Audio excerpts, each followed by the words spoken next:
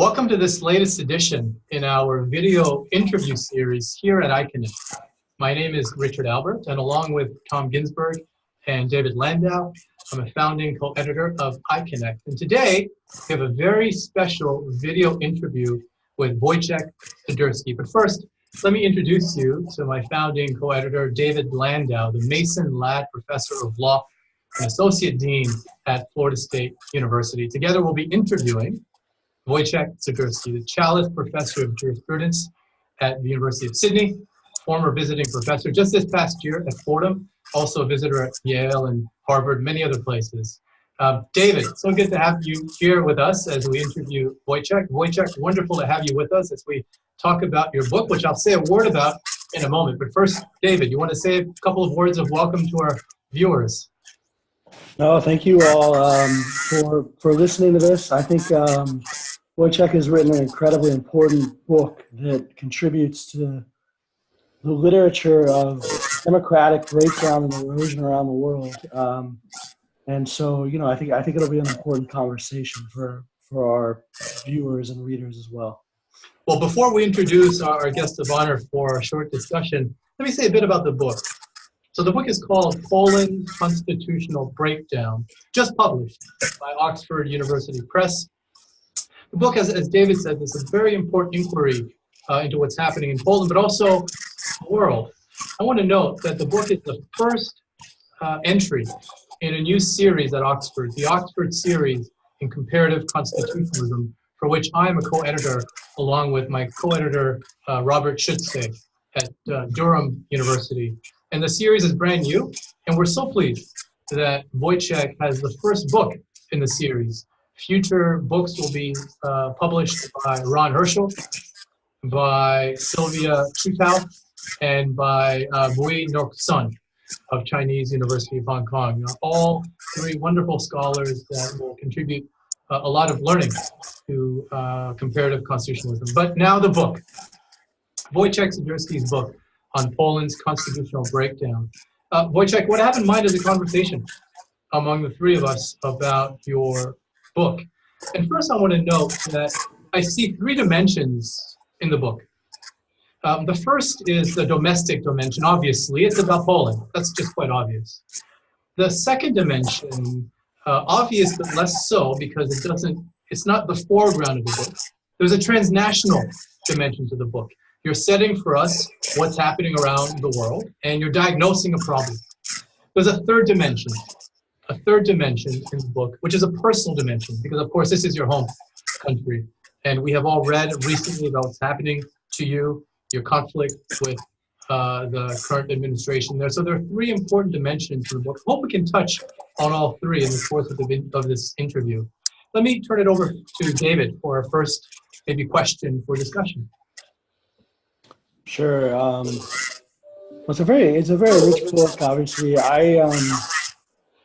I guess one question I want to ask is how you think the Polish case informs other experiences of democratic erosion. What does it teach us about what's going on around the world? Thank you for that question. And first of all, thank you, Richard and David, for having me here. And thank you to all the viewers who care to listen to our conversation, and I'm very much looking forward to it. Now, what does Polish case teach us? It's a very good question, and also it's an occasion for me to restate what Richard said in his introduction, very generous introduction, about the second dimension, and that is, although it is about Poland, my aspiration was to give an account of a development which may teach us something about the current type of authoritarianism which happens all over the world. So what it can teach us, I think, is that for an authoritarian government to emerge and to consolidate, we do not need to have tanks on the streets and hundreds or thousands political prisoners. It may happen in a totally incremental, evolutionary way, so that we do not see any particular breaking point which may symbolically alert the world and the society that something very bad happens. We may have a situation in which, strictly speaking, most of the constitutional provisions are being adhered to. Not always, but then non-compliance is a factor which happens all over the world. What really happens is that it is not so much textual constitutional provisions which are being breached, but certain constitutional conventions which are unwritten, but which often are more important than the constitutional text. This is what is happening in Poland. So for people who are not necessarily interested in Poland as such, it may be a sort of warning, a memento. Things may happen which are very, very invidious, but which happen in ways which are not immediately recognizable as such. So it's very interesting, Wojciech, the way you describe the phenomenon in Poland, because as I understand it from having read the book and hearing your answer just now, you're building on some work that has been done before, part of which is David Landau's important theory of abusive constitutionalism, both descriptive and normative, I would say. And the abusive constitutionalism theory, we have the expert here, so he can tell us, of course. But the idea is that there's a strict legalistic adherence to the formal rules codified in the Constitution that nonetheless end up having a non-democratic outcome. And this is by design.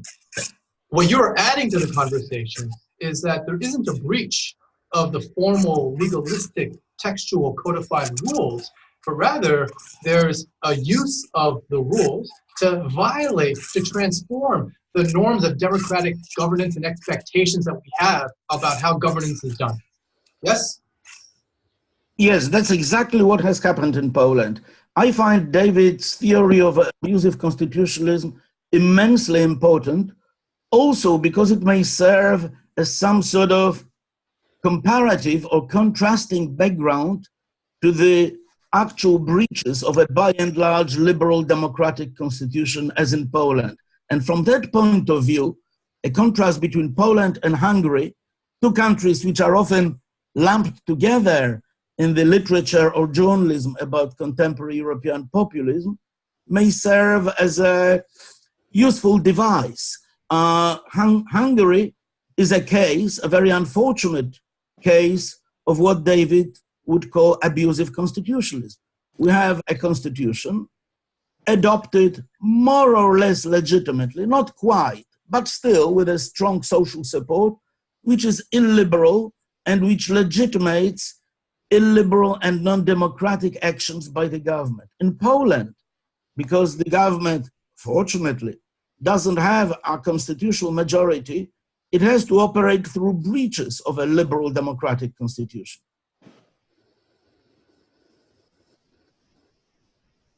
What do you make of the fact that another feature of these regimes, it seems to me, is, as you point out, that they care about electoral legitimacy. Elections matter. And it's something I'm grappling with, and I'm not sure what to make of, is that you take regimes like Hungary and Poland, they tilt the playing field very strongly in their favor.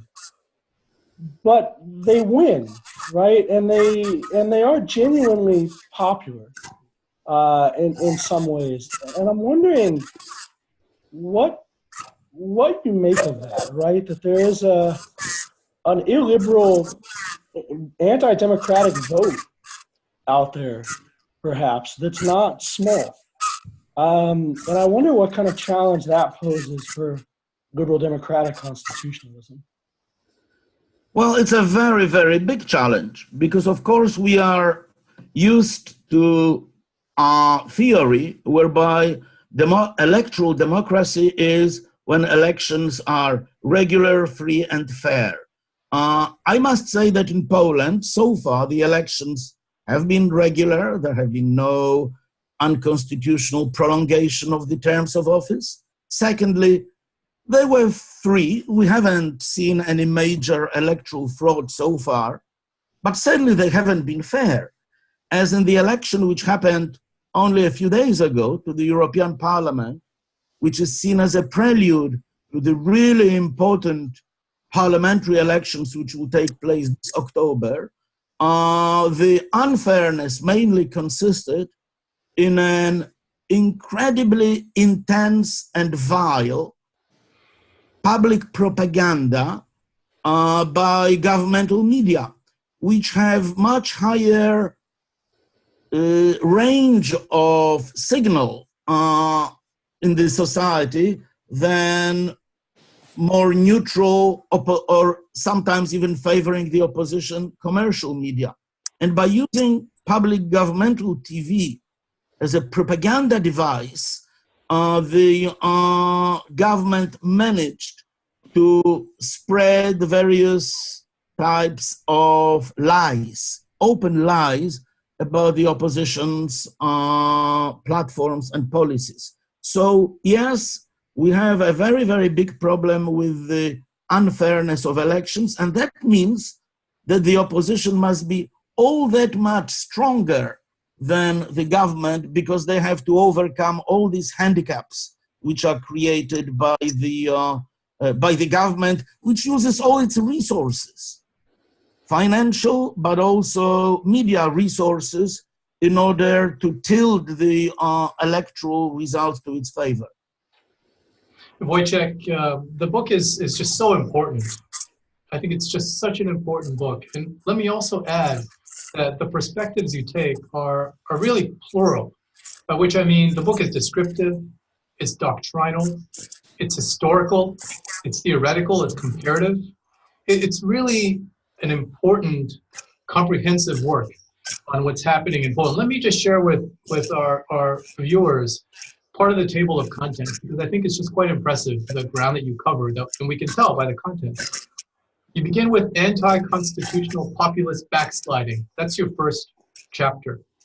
Then you turn to history, before the breakdown, the period 1989 to 2015.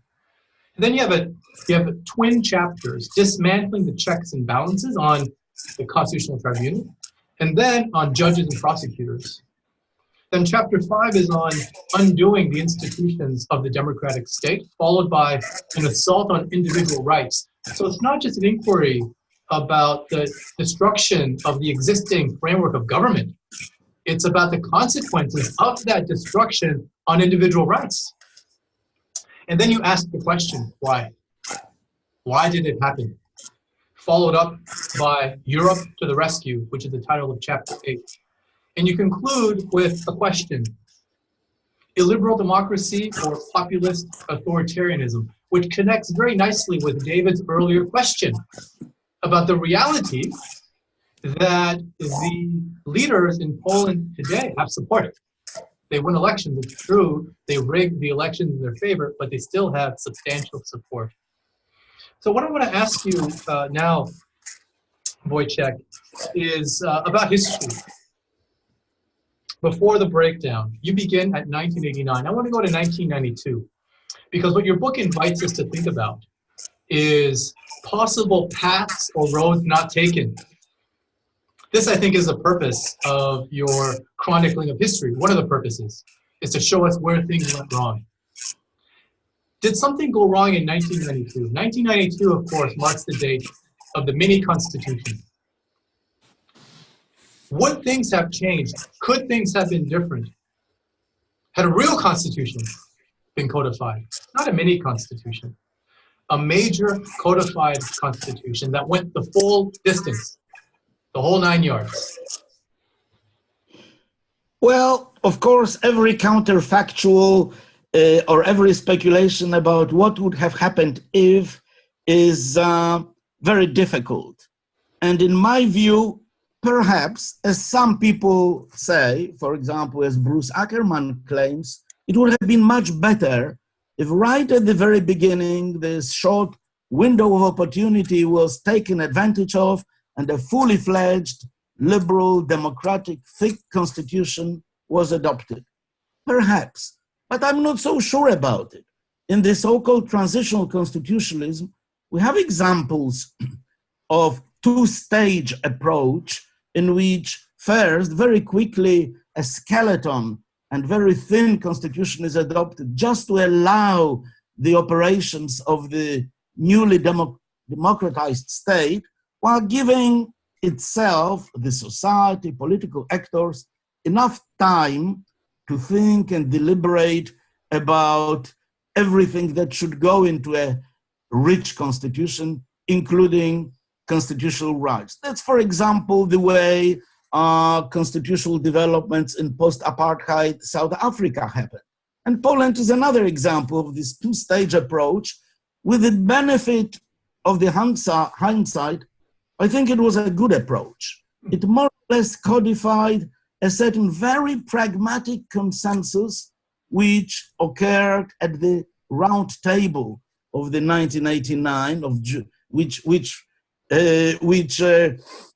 ended up with the first semi-democratic elections of the 4th June 1989, which the 30th anniversary of which we have just celebrated a few days ago.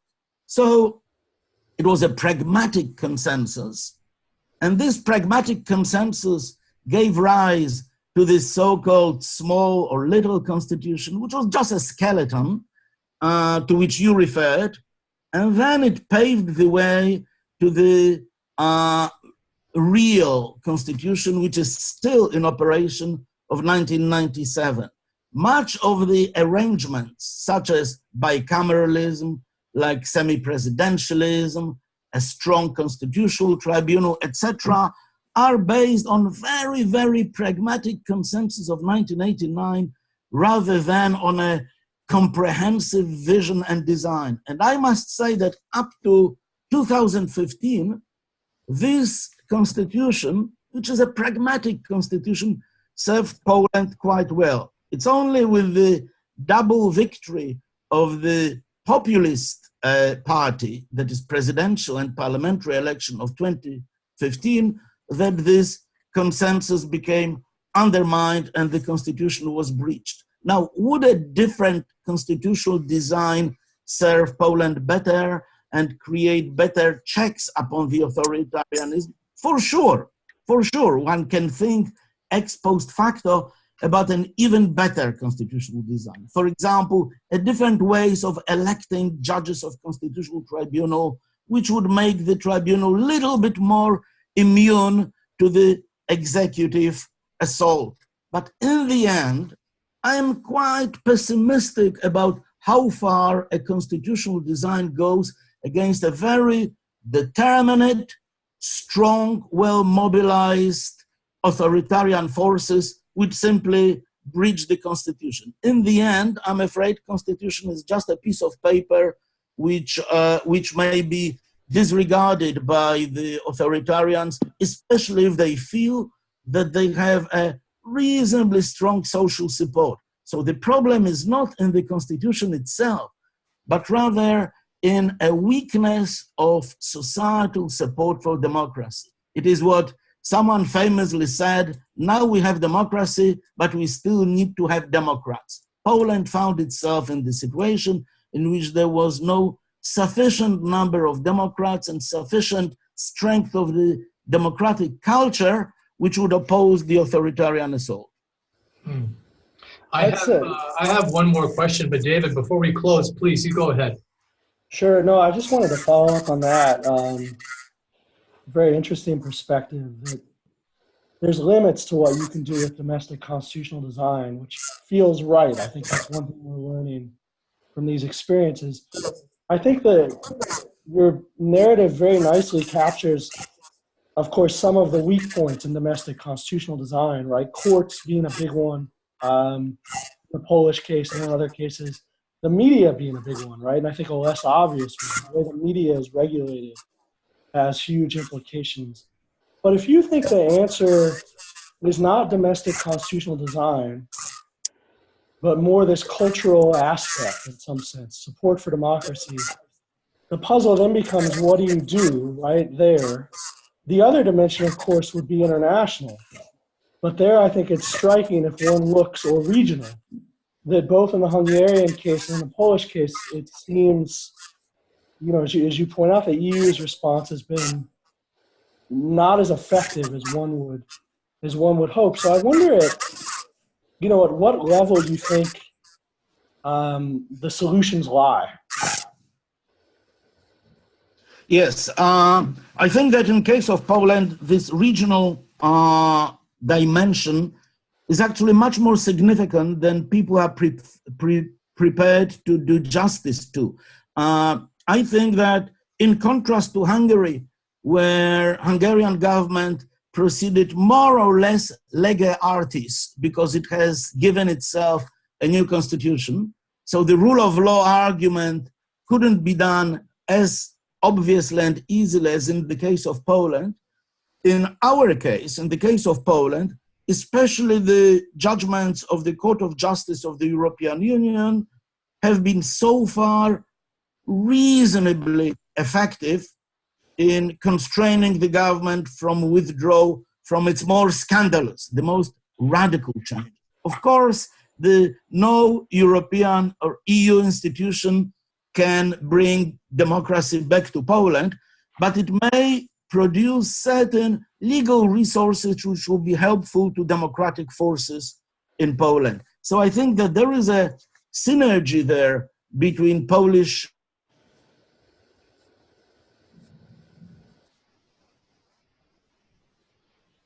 Oh, we seem to have lost Wojciech.